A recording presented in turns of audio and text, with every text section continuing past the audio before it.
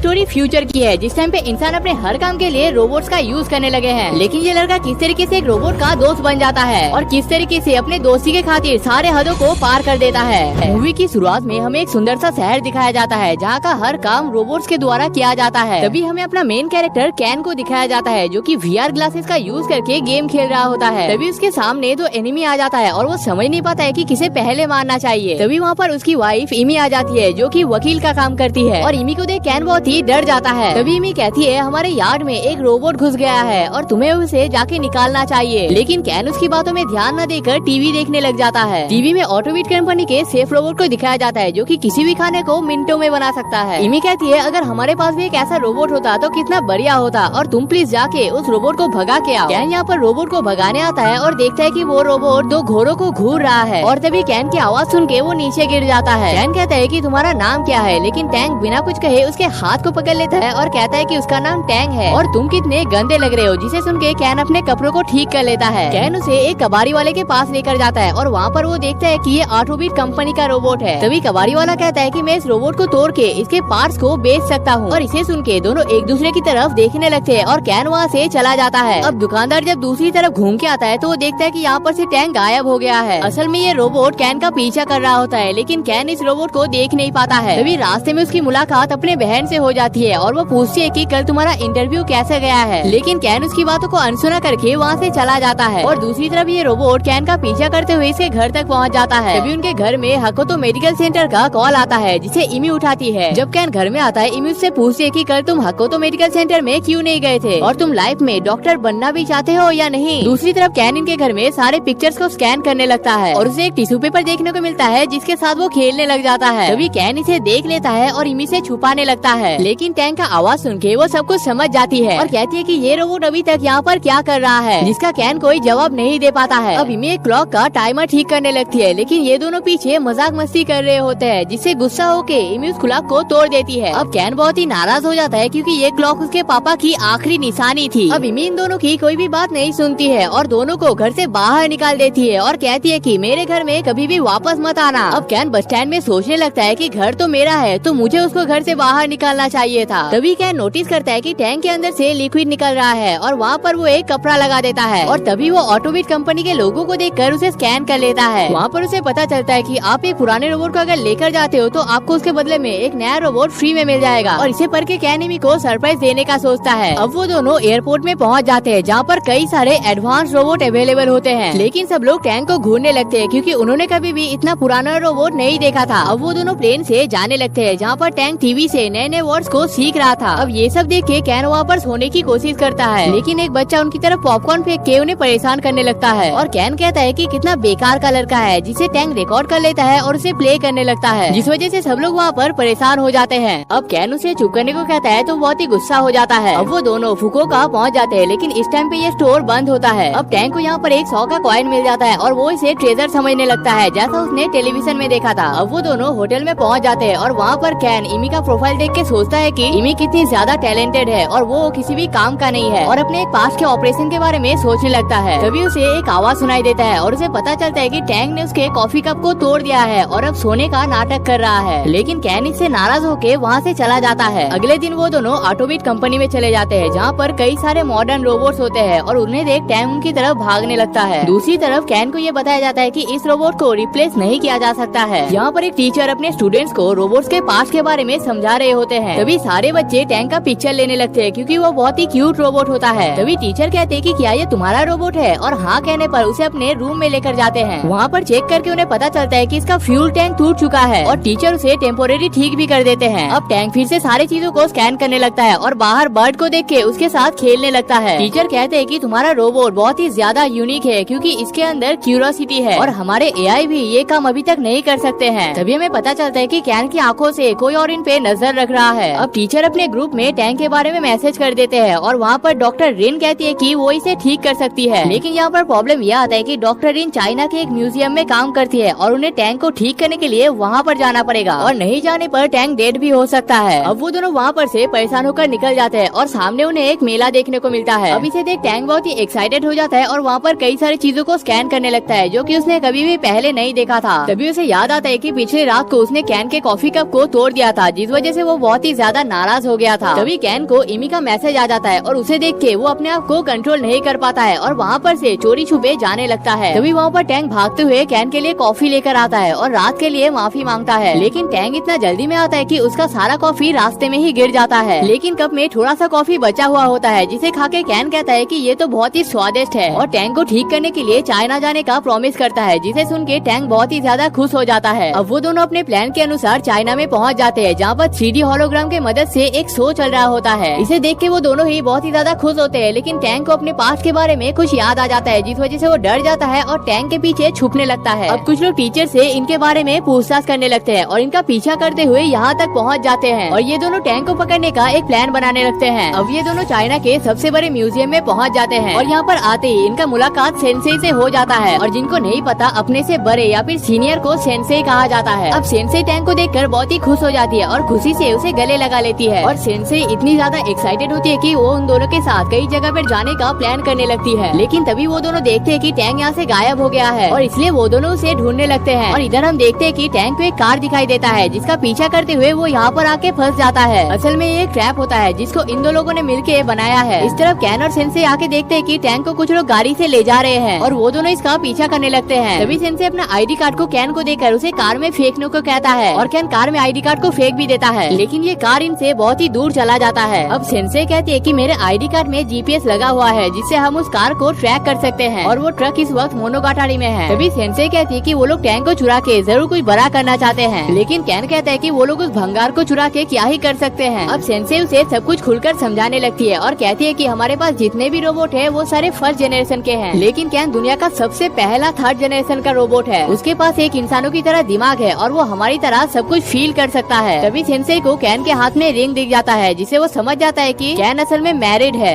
दूसरी तरफ कैन के घर में उसकी बहन आई हुई होती है और वो कहता है कि पहले मेरा भाई एक डॉक्टर बनना चाहता था, लेकिन पापा के गुजर जाने के बाद वो बहुत ही ज्यादा बदल गया है। अब इमी कहती है कि मैंने जब इससे पहली बार बात किया था मुझे लगा था कि एक ऐसा लड़का है जो डॉक्टर बन के सबकी मदद करना चाहता है, लेकिन अब शायद वो लड़का कहीं पर खो चुका है। अब वो दोनों GPS का फॉलो करके एक गोडाउन में पहुंच जाते हैं और तभी इमी कैन को कॉल करके कहती है कि वो अब इस रिलेशनशिप से बोर हो चुकी है और वो अब कैन के साथ अपना लाइफ स्पेंड नहीं कर सकती है। अब इसे सुन के कैन का दिल टूट जाता है और सेंसेई पूछती है कि तुम्हारे साथ क्या हुआ है। तो कैन कहता है कि यहाँ पर आने से पहले उसका इमी के साथ झगड़ा हुआ था और इमी अब उसके साथ रहना नहीं चाहती है। अब यहाँ पर कैन और सेंसेई देखते हैं कि वो दोनों टैंक को परेशान कर रहे हैं। अब उन दोनों के साइड में जाने के बाद कैन और सेंसेई टैंक को छुड़ा लेते हैं और वहाँ पर से जाने लगते हैं। अब यहाँ पर डॉक्टर अशोका आ जाते हैं और साथ ही में वो दोनों भी आ जाते हैं। अब कैन कहता है कि तुम दोनों टैंक को किडनैप क्यों करना चाहते हो। तो डॉक्टर अशोका कहते हैं कि टैंक तुम्हारा नहीं हमारा रोबोट है और उसके न्यूरोचिप को देखकर कहते हैं कि ये काम जरूर डॉक्टर प्रभास का होगा। सेंसेई पूछती है कि डॉक्टर प्रभास कौन है। अशोका कहते हैं कि तुम लोग अब टैंक को भूल जाओ और उसे खींच कर यहाँ पर से ले जाने लगते हैं। कैन उन्हें रोकने के लिए जाता है, लेकिन उनके हाथ में इलेक्ट्रिक गन होता है। अब कैन एक आइडिया लगाता है और कहता है कि वैसे भी मुझे स्टील के डब्बे की कोई जरूरत नहीं थी और तुम लोग इस डस्टबिन को ले जा भी सकते हो। अब इसे सुन के टैंक बहुत ही गुस्सा हो जाता है और अपने सर से धुआं छोड़ने लगता है और कैन एक बॉल का यूज करके शॉकिंग गन को दूर में फेंक देता है। तभी सेंसेई उस मशीन से एक आदमी को शॉक देकर उसे बेहोश कर देती है। अब वो आदमी बिल्कुल भी हिलडुल नहीं रहा होता है और वो कहता है कि ये आदमी क्या अभी भी जिंदा है। तभी कैन उसके हार्ट बीट को ट्रैक करके कहता है कि हाँ ये अभी भी जिंदा है। अब सेंसेई इलेक्ट्रिक शॉक से सबको डराने लगती है और कैन और टैंक को वहाँ से जाने को कहती है और कहते हैं कि डॉक्टर प्रभास एक बहुत बड़े साइंटिस्ट है और वो जरूर टैंक को ठीक कर सकते हैं। अब कैन थोड़ा सा आगे जाके देखता है कि टैंक बिल्कुल भी हिलडुल नहीं रहा है और उसका फ्यूल भी खत्म होने को आया है और अगर ये खत्म हो गया तो टैंक को रिवाइव करना बहुत ही मुश्किल हो जाएगा। तभी उनके पास एक कॉल आता है और वो कहते हैं कि उनका नाम डॉक्टर प्रभास है और उन्होंने ही टैंक को बनाया है। तभी कैन टैंक को दिखाता है और कहता है कि इसे क्या हुआ है। तो डॉक्टर प्रभास कहते हैं कि इसे कुछ भी नहीं हुआ है, ये बस ओवरहीट हो गया है और ठंडा होते ही ये ठीक हो जाएगा और ठीक होते ही इसे मेरे पास लेकर आना। अब वो दोनों बस से प्रभास के घर में जा रहे होते हैं और रास्ते में उन्हें एक एक्वेरियम देखने को मिलता है, जिसे देख के टैंक वहाँ पर जाने की जिद करने लगता है। अब कैन का मन तो नहीं करता है, लेकिन टैंक की वजह से वो वहाँ पर जाने के लिए राजी हो जाता है। लेकिन वहाँ पर जाके वो व्यू को बहुत ही ज्यादा एंजॉय कर रहा होता है। तभी वो टैंक के साथ बिताए सारे पलों को याद करने लगता है और सोचता है कि हम कितने कम वक्त में कितने अच्छे दोस्त बन गए हैं। तभी वहाँ से आते वक्त टैंक पानी में गिर जाता है और उसे बचाने के लिए कैन भी पानी में कूद जाता है। अब अगले सीन में हम देखते हैं कि कैन एक कपड़े से टैंक को साफ कर रहा होता है और कहता है कि तुम थोड़ी देर बाद ही अपने नए घर में शिफ्ट हो जाओगे और वहाँ पर जाके तुम्हें किसी को भी परेशान नहीं करना है और तुम मेरे साथ नहीं रह सकते क्योंकि मैं तुम्हारा ध्यान नहीं रख सकता हूँ और असल में मैं कोई भी काम नहीं कर सकता हूँ।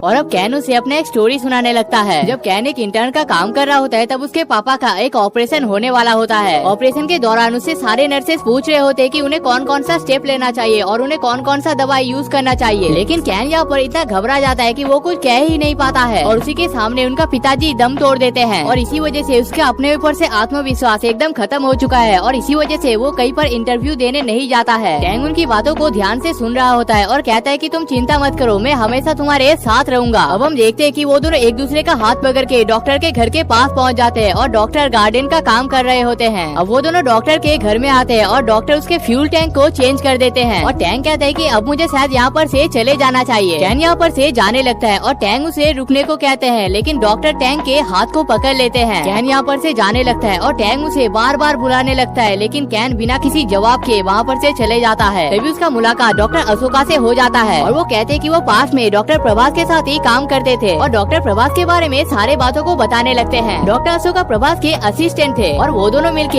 एक नेक्स्ट लेवल का AI रोबोट बनाना चाहते थे। प्रभास एक ऐसा रोबोट को बनाना चाहता था जो सोल्जर्स की तरह लड़ाई कर सकता है, इसलिए डॉक्टर ने कई सारे रोबोट्स को बनाए थे और उसमें से एक चिप से टैंक का भी था। उस टाइम पे टैंक का नाम जेम्स था, लेकिन फाइट के दौरान वो एक भी बुलेट फायर नहीं कर रहा था। अब इस चीज को देख के प्रभास बहुत ही शॉक हो जाते हैं क्योंकि इस रोबोट के अंदर फीलिंग्स डेवलप हो रहा था, लेकिन तभी जेम्स सारे रोबोट्स को ही मार देता है। अब प्रभास इस चिपसेट के साथ बिजनेस करना चाहता था और इसलिए उसने सारे रिसर्च पेपर्स को जला दिया था। अशोका इस ट्रैप से किसी तरीके से बच गया था और वो बचने के बाद प्रभास और इस रोबोट का खोज कर रहा था। अब इन सब बातों को सुन के टैंक अशोका को छोड़ के प्रभास के घर की तरफ जाने लगता है। अब टैंक को याद आ जाता है कि पिछली बार प्रभास ने उसके चिपसेट को निकाला था और फिर से उसके चिपसेट को निकालने जा रहा है और इसे सोच के वो किसी तरीके से वहाँ से भागने लगता है और भागते हुए एक अंडरग्राउंड बेस में पहुँच जाता है जिसको प्रभास एक लैब की तरह यूज करता है। अब डॉक्टर टैंक को पकड़ने के लिए आ जाते हैं, लेकिन इतने में यहाँ पर कैन भी आ जाता है। अब टैंक उसे देख उसके पास चला जाता है और कहता है कि कैन हमें यहाँ से जल्दी से चले जाना चाहिए, लेकिन प्रभास सारे गेट्स को बंद कर देता है। दूसरी तरफ यहाँ पर अशोका भी आ जाते हैं, लेकिन गेट बंद होने की वजह से वो कुछ कर नहीं पाते हैं। अब डॉक्टर कैन से फाइट करने लगता है और कैन एक रोबोटिक हैंड का यूज करके डॉक्टर को घायल कर देते हैं। अब टैंक भाग के कैन की तरफ आने लगता है, लेकिन उसके ऊपर एक लोहे का शेल्फ गिर जाता है। कैन देखता है कि टैंक का पावर ऑफ हो चुका है, उसका लिक्विड टैंक बुरी तरीके से टूट चुका है और उसका सारा लिक्विड नीचे गिर चुका है। अब कैन अशोका को कॉल करके टैंक को ठीक करने लगता है। कैन देखता है कि टैंक के कई सारे वायर टूट चुका है। उसे ठीक करते वक्त उसे फील होता है कि ये मूवमेंट एकदम उसके पापा के ऑपरेशन की तरह ही है। वो अगर कोई भी गलती करता है तो इसे टैंक डेड भी हो सकता है, लेकिन फिर भी उसे ये रिस्क लेना ही पड़ेगा। कैन अशोका की मदद से टैंक को ठीक तो कर लेता है, लेकिन उसका सारा मेमोरी डिलीट हो चुका है और वो कैन को पहचान नहीं पाता है। इससे कैन को बहुत ही दुख होता है और आज तक उन्होंने जितना भी काम किया है वो सब कुछ टैंक को बताने लगता है। अब हम लोग टैंक के पास से देखते हैं कि टैंक प्रोफेसर के घर से किस तरीके से निकला था। एक दिन टैंक एक ट्रक में बैठ के कैन के शहर में पहुंच जाता है और वहाँ पर एक घोड़ा सप्लाई करने वाले ट्रक में चढ़ जाता है। उस कंपनी का नाम था टोनी गावा, लेकिन उस कार में सिर्फ टैंक बॉडी ठीक से दिख रहा था और अगले दिन कैन जब उसे उसका नाम पूछता है तो वो यही नाम बता देता है और अब टैंक को सब याद आ जाता है और कैन को गले लगा लेता है।